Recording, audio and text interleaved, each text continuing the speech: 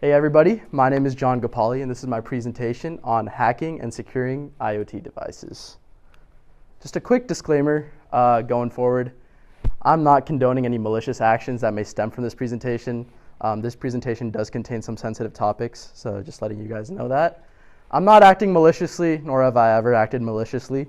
And I'm not a lawyer, so please, if you do something wrong, don't come to me and ask me. I don't want to be implicated in that. And I'm solely here to present to you the ethical issues surrounding IoT devices and their security. So just a little bit more about me. I am a fourth-year student here at UNCC. I have a BS. I'm going to get a BS in computer science with a focus in cybersecurity. My minor is in criminal justice, and my favorite security tool is Wireshark. And I will soon. Actually, no, I can't show you guys why because it's on my laptop. Never mind. All right. So a little couple definitions before we continue forward. IoT is basically the network of devices that contain the hardware, software, firmware, and actuators which allow the devices to connect, interact, and freely exchange data and information. In simple terms, in layman's terms, it means it's a device that connects to the internet, that talks over the internet, and sends data over the internet, right? So, and another word is attack surface. It's, come on in, bud. I think it's locked. Oh, I got you.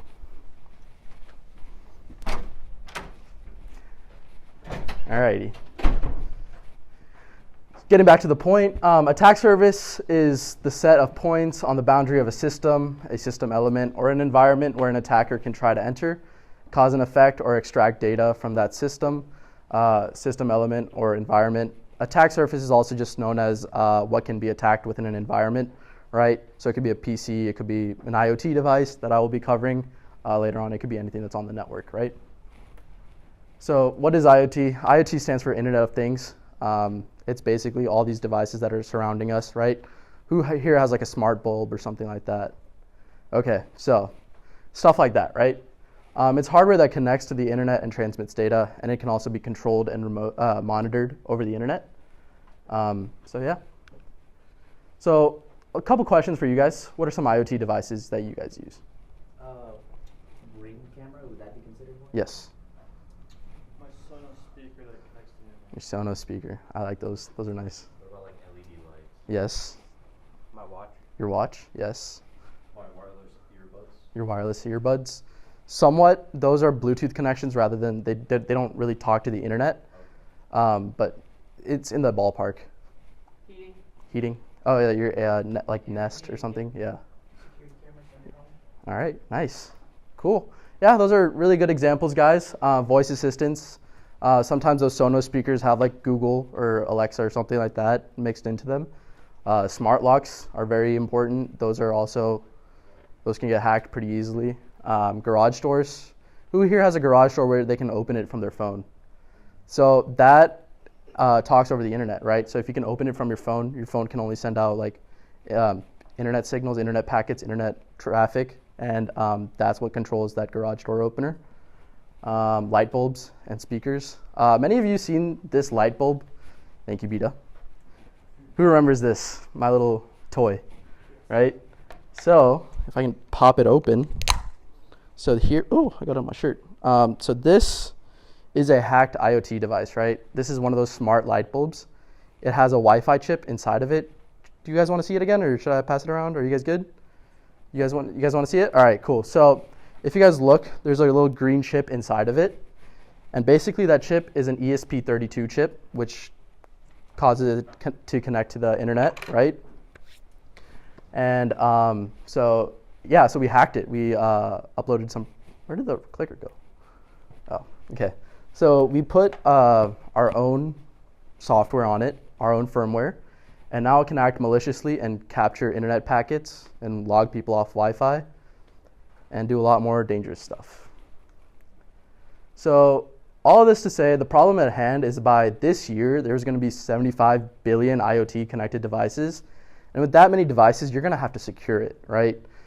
They have inherently so many security issues. So why does IoT security matter, right?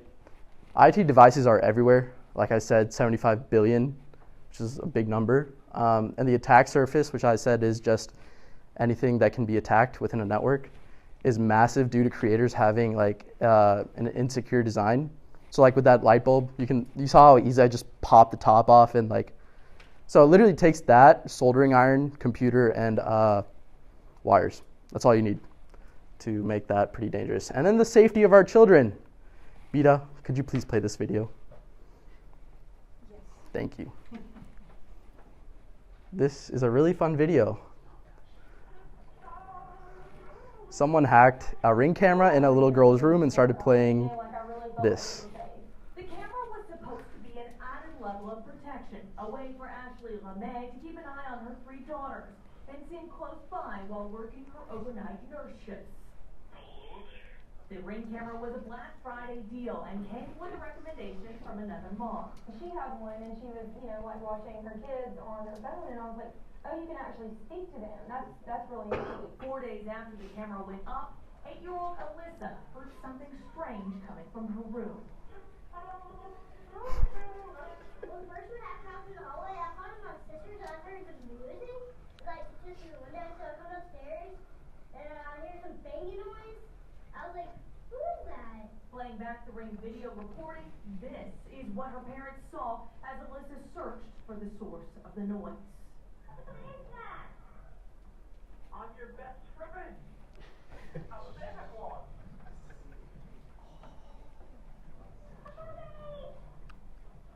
I'm Santa Claus. Don't you want to be my best friend? I watched the video, and I mean, like, my heart just like, I'm like, I didn't even get to the end where she's screaming like, mommy. Before I ran inside. Ashley's husband was home at the time watching the girls as she ran a quick errand.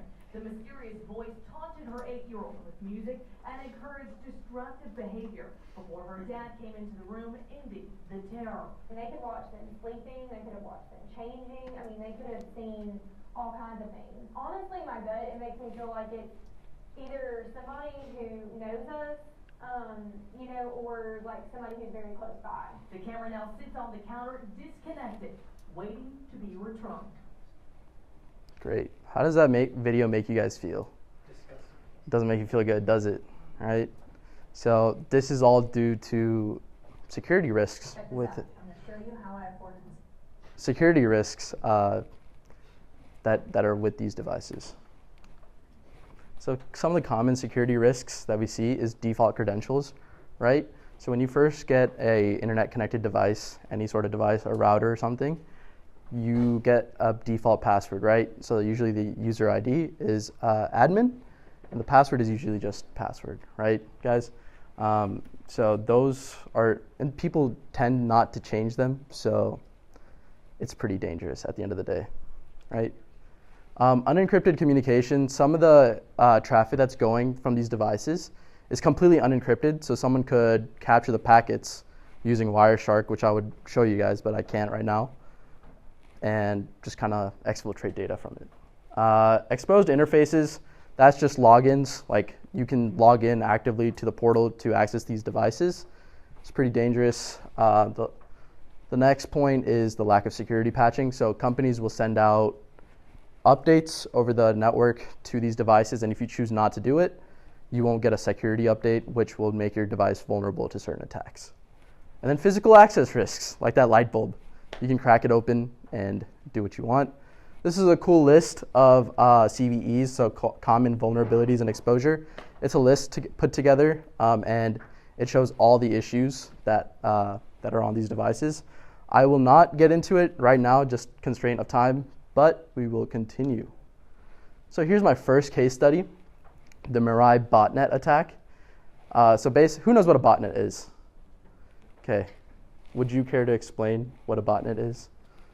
Botnet is a bunch of fake, I would say fake users or basically robots. Yes. Come together to do, basically robots that come together to do malicious activities. Right.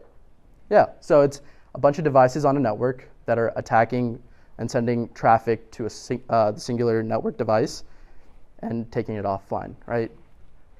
So the Mirai botnet was the cause for a 2016 DDoS attack that disrupted over 1,200 websites, one of them being Twitter and one of them being Facebook, which is, those are pretty big companies. And it targeted IoT devices right? And it exploited weak credentials and security flaws within the designs of those devices. And it was mitigated by patching vulnerabilities and detecting signatures of the malware. But yeah. So don't get too distracted by this picture. Basically, it just shows you the topography of the attack, right? So the user right here, so the attacker has his laptop, right, or computer that has a terminal. He has this command and control server, which then connects to an infected IoT device within the victim's network, right? And that IoT device is already connected to the vulnerable IoT device. And from there, he connects to that. He puts a backdoor into this device, and the loading server sends the malware to this, and it becomes part of the botnet and attacks the victim's server, and it brings it down. So it's a pretty big issue, but as long as you can block certain internet packets and internet traffic, there's multiple intrusion detection systems, or IDSs, that detect these sort of attacks and can easily block them. Do any of your cars have Wi-Fi connectivity? Raise your hand. All right. Don't worry, I'm about to scare you guys, but it's all right. This is my second case study, right? So who here has heard of Kaspersky Labs? Anybody? Okay, a lot of you. All right. So it's a lab that does cybersecurity research, right? And they found an open internet port on a Jeep's onboard Wi-Fi chip, which they were able to take control of and control the brakes and the accelerators of the car. They caused the car to crash. So it's pretty simple on how to do stuff like this. But since then, it's been patched and they've written papers on it. And yeah, but it just goes to show that all these cars that are drive-by-wire rather than actual mechanical parts can easily be, exploited. Hacking cars in the movies. There was who here has seen, I think it's Fast and Furious 8. You know the one where what's her name? Charlize Theron's character hacks the cars. Isn't it like the parking lot? Oh, it's right there. Yeah. Yeah, we're not going to play it. It's a bit much. We're just on time. So here's my little favorite thing on this slide, right? WikiLeaks. Who here has heard of WikiLeaks, right? So on WikiLeaks, they had a certain section called CIA Vault 7. It was created by the CIA. They had a tool that they were working on called Weeping Angel, which was meant to hack IoT devices. Has anybody heard of Weeping Angel in here? Oh, whoops, my bad. Who has? Okay. So it was originally created for Samsung TVs that were connected to the Wi-Fi, and they were able to turn it fake on, so it would just be on, but you wouldn't see anything on the screen. So they were able to access cameras and microphones on the TV, and allegedly they were working on applying that to cars as well. And the whistleblower for this was killed in a car crash, surprisingly, and his car accelerated out of nowhere. So allegedly, they could have had some hand in that. This is Shodan.io. Can you open it real quick? Thank you. Shodan.io is a really nice tool. It's a good tool for open source intelligence. It causes you to see publicly accessible devices and IP addresses. And if you can see that, you can kind of set your goal and target, and you can attack them from there. Can we go back to the slide, please? Thank you. So like I said, it's a search engine for internet-connected devices. It scans the internet for exposed devices and IP addresses. And you can find, I did one on UNCC. It's not illegal to do it. If you act on it, it's illegal. But I saw a bunch of devices and websites that were completely open to the public at UNCC that shouldn't be. And yeah, you can attack servers, webcams, IoT devices, pretty much anything. Right? And tools that are generally used for this attack, I would have showed you guys these, but you don't have the time. Nmap, Wireshark, Shodan.io, and Metasploit. Who's heard of Metasploit? Okay, nice. Yeah, it's a fun little tool that if you guys can get your hands on, it's nice to mess around with it. So here's a couple of the best practices that you could do with this, with risks associated with the IoT devices. You can change default passwords, right? Pretty simple. If you have default passwords, you probably want to change them. Encrypt communications, use SSL and TLS encrypted network traffic rather than just unencrypted network traffic, right? regular patches, like constantly updating your devices, even your iPhones, guys. You guys want to keep on updating those. Network segmentation, which just means having your network separated into different business areas or however you want to cut it out, so that malware can't hop from device to device within an entire network, right? And then disable unused services. So like that Jeep, it had that open internet port, right? You want to disable those ports that nobody's using for any reason, right? So here's NIST. They had a framework that they released for IoT devices. You're supposed to have device identification, so you're able to log all these devices. Device configuration should be right? So your network traffic, your passwords, all that sort of stuff. Data protections and constant updates, logical access to other interfaces. So all the stuff that I've been harping on, they've been applying it here so that people have to fall in within that framework now. And then controlling traffic is extremely important in cybersecurity, right? Any traffic in and out of a company or any sort of network is really important to restrict. So you can do this by setting up firewalls and intrusion detection systems. There's multiple of them are like free, so you can set them up on your own computers if you really want. But yeah, and then use TLS and SSL. That's really important as well. The future, right? So the AI threat detection of IoT attacks is really important, right? You can use AI and machine learning to kind of combat these issues by seeing different signatures of these attacks and mitigating them. And then government regulations on IoT devices. That is really important because you want the government to be able to come in and blame a company if their IoT devices get hacked, right? And more awareness of these devices. I know people like to say, oh, it helps me with my daily life, but I don't know if you want to end up getting hacked by that device, right? So something to think about. All right, who wants to play a game real quick? All right, we're going to time. Oh, we're a little bit over. I'll hurry it up. So what does IoT stand for? Can anybody tell me? Connor. Internet of Things. Cool. Next question. What is the purpose of a firewall? Anybody? To block unwanted traffic. There you go. What can you do to secure an IoT device? Give me a couple things. Yes. Pull the plug on it. All right. Anybody else? TLS, change default password. Okay. Make sure that you're getting the security patches. Right. Cool. Yeah. Who is harmed? Individuals, businesses, critical infrastructures, and governments. These are all really susceptible to these, as we saw with Twitter and Meta. But yeah. Who benefits? Any guesses? Hackers, right? Cool. And then the conclusion, just remember that IoT security is really important to any infrastructure, and they're usually the chink in the armor, right, along with phishing attacks and that sort of stuff. And then everybody's vulnerable to these attacks, anybody that uses IoT devices, anything that connects to the internet, really.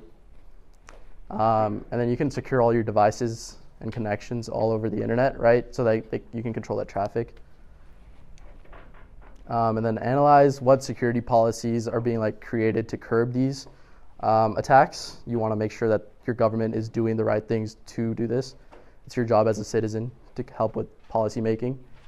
How do you defend against these vulnerabilities? That's something for you guys to learn also, because you guys want to make sure that you guys are doing your best to keep yourself from getting attacked. And help come up with policy recommendations, right? That's our jobs as citizens, like I said earlier, and increase awareness in IoT devices, right? So tell people that, hey, I see that you're getting an IoT device, but have you heard of these issues with them? Just make sure you update it. Questions, comments, concerns? Anybody? What's up? I don't know if you're aware or seen it before, but aren't there public websites or domains that just literally show a random camera that's available? Yeah. For searching? Yeah, so that's what I'm saying. There's publicly accessible IPs that you can just hack into or get a backdoor into and just, exploit them. You can, it's not very bad that you're doing that if it's a street camera, but if it's someone's ring door camera, it's an invasion of privacy. A lot of these websites are just random cameras you see in the corner Right, of the house yeah. or something pointing to the driveway and things like that. Right. Anybody else? Anybody else have any more questions? Cool. Any concerns? Who's concerned about the Ring camera in their house now? All right. Yeah. All right. Well, this is my information. Here's my LinkedIn. If you guys want to scan my QR code and connect with me, love to connect with you. My email and my phone number is also on there. But yeah, thank you guys.